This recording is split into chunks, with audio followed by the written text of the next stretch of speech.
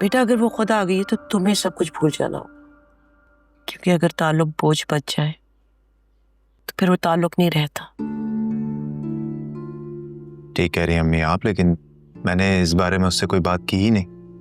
जब से आई है मैं उससे नॉर्मली ही बिहेव कर रहा हूँ। मैंने महसूस किया है कि तुम उससे कुछ खिंचे खिंचे से रहते हो। अब कुछ दिन तो ऐसा फील होगा ना आपको, इतनी बड़ी बात हुई थी। सेकेंडली अम्मी मैं क्या करूँ, वो जब भी उसकी सूरत सामने आती है मेरे सामने उसकी सोच आ जाती है जो शफक और मुझे लेकर उसके ध्यान में है। तो बेटा इंसान अगर खुद को बदलने की कोशिश करे ना तो उसे एक मौका जरूर देना चाहिए। माँ हमने कोशिश की है ना, वरना मैं जानती हूँ वो अपनी गलती कभी भी नहीं मानती है। अच्छा आप परेशान ना हो, हमारे बीच सब कुछ ठीक है। ये जो खिंचाव है ये वक्ती तौर पर है, कुछ दिन में ठीक हो जाएगा। जो रिश्ते होते हैं ना, इनको निभाने के लिए इंसान को बहुत कुछ बर्दाश्त करना होता है बेटा। मैं अच्छी तरह से जानती हूँ कि माहम और तुम्हारे मिजाज में बहुत फर्क है बेटा, और मैं ये भी जानती हूँ कि मेरा बेटा बहुत समझदार है। अम्मी उसका गुस्सा और जिद तो मैं जानता ही हूँ, और मैंने उसे एक्सेप्ट भी कर लिया था, मुझे कोई प्रॉब्लम नहीं है। ये भी समझता हूँ कि वो मुझसे बहुत ज्यादा प्यार करती है, लेकिन जब से उसकी सोच का ये रंग सामने आया है ना, ये मैं नहीं बर्दाश्त कर पा रहा हूँ। आप भी समझने की कोशिश करें। क्या मतलब? मतलब ये है अम्मी कि उसकी शक और बदगुमानी इट्स गेटिंग टू मच, और शक के साथ कोई भी रिश्ता पिनअप नहीं सकता। बेटा ये शक नहीं है बल्कि उसकी मोहब्बत है। वो तुमसे बेपनाह मोहब्बत करती है, अपना हक जताती है तुम पे। बेटा शायद शफक को तुम्हारा इतनी इम्पोर्टेंस देना, इतनी अहमियत देना बर्दाश्त नहीं कर सकती वो।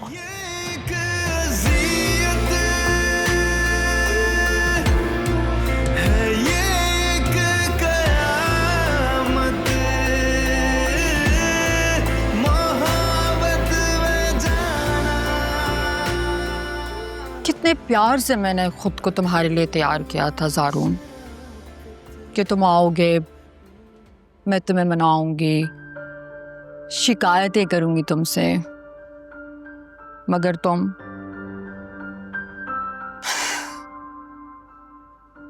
तो मेरी परवाह ही नहीं है। अपनी माँ बहन और उस शफक से फुर्सत मिलेगी तो मेरी तरफ देखोगे ना तुम।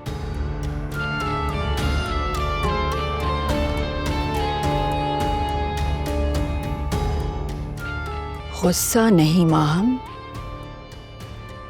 गुस्सा नहीं, ये तुम्हारे स्क्रिप्ट का हिस्सा नहीं है। स्माइल। अच्छा मजीद परेशान मत हो, आइंदा आपको शिकायत का मौका नहीं मिलेगा। माहम को मैं संभाल लूंगा, आप रेस्ट करें। खुश रहो बेटा। Thank you.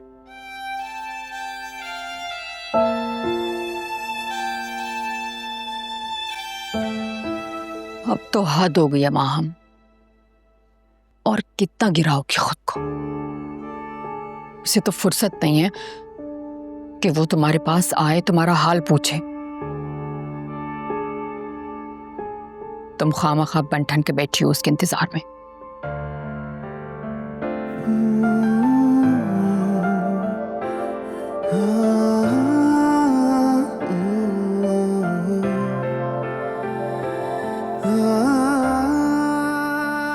कड़े पसंद है तुम्हें इसलिए पहने थे, मगर खामोश खड़े हो। रोक नहीं सकती क्या मुझे? बदलते हैं मौसम, बदलती है दुनिया, बदल जाता है जिंदगी का फसाना, मगर तुमसे की थी नजर ने गुजारिश, मोहब्बत जो की है मोहब्बत निभाना। अच्छा वो ना तुमने कड़े उतार दी, क्योंकि अगर कड़े ना उतारती फिर मैं ये गजरे कैसे पहनाता।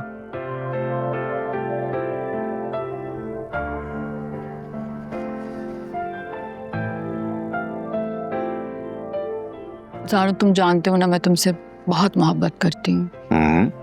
मैं तुम्हारे बगैर नहीं रह सकती, इसलिए तो खुद वापस आ गई हूँ। लेकिन तुम्हें तो फुर्सत ही नहीं है मुझसे बात करने की। कैसे करता, मैं ऑफिस में था ना। हाँ, तो ऑफिस से आए हुए भी तो घंटों गुजर गए। अच्छा, आई एम सॉरी। ओके, नहीं नहीं, आई एम सॉरी, मेरी गलती थी। It's okay. मैं भी भूल गया हूँ, तुम भी भूल जाओ। बस इतना याद रखो कि सारून हमेशा से तुम्हारा है और तुम्हारा ही रहेगा, और तुम्हारी जगह भी कोई नहीं ले सकता। ओके? क्या करूं ज़ारू, जब भी किसी को तुम्हारे करीब देखती हूँ तो मुझे गुस्सा आने लगता है। आई अंडरस्टैंड, मैं समझता हूँ, लेकिन तुम्हें भी ये समझने की जरूरत है कि हर रिश्ते की अपनी जगह है, अपनी अहमियत है। देखो, तुम्हारा मेरा रिश्ता एतमाद की बुनियाद पे कायम है।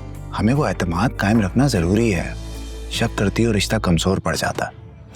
हम लोग ठीक है और ठीक ही रहेंगे, लेकिन बाकी रिश्तों को भी तो अहमियत देनी चाहिए ना। तुम्हें आइंदा मुझसे कोई भी शिकायत नहीं होगी, आई प्रॉमिस। मुझे तुमसे यही उम्मीद है।